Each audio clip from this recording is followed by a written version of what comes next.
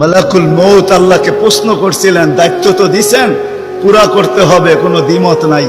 কিন্তু মনে ভাবে মানুষ সারাদিন আমার নামের চর্চা করবে, খালি বলবে এই লোকটার কোনো কাজ নাই, শুধু সারাদিন গাজীপুরে ঘুরতে থাকে, যাকে মনে চায় তাকে উঠায় নিতে থাকে, সারাদিন আমার আলোচনা করবে, মানুষের মুখে মুখে থাকবে।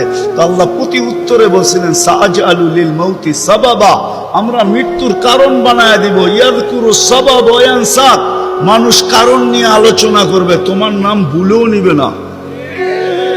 এখন নাম নিতেছে ডেঙ্গু, কয়েকদিন আগে নাম নিছে করোনা, কখনো নাম নেয় স্ট্রোক করছে, কখনো নাম নেয় এটা সেটা, ঠিক না?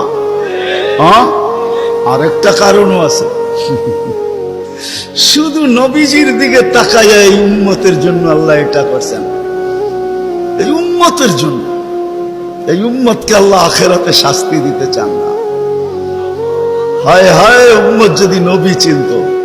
আয়সা পড়ছি অবেলা, তো হাতে সময়ও নাই, আর হইল ওয়াজ মাহফিল, অন্য কিছু হইলে হয়তো ওইদিকে চলে যেতাম।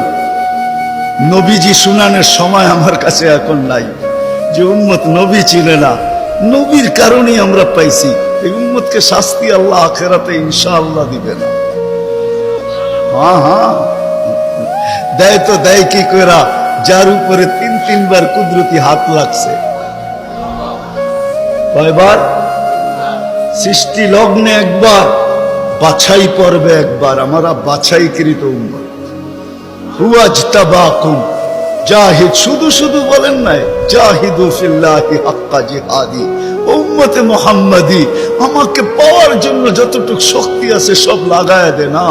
তোমাদের সেজদার জায়গা দিয়া নূর ফুটা বাহির হয়।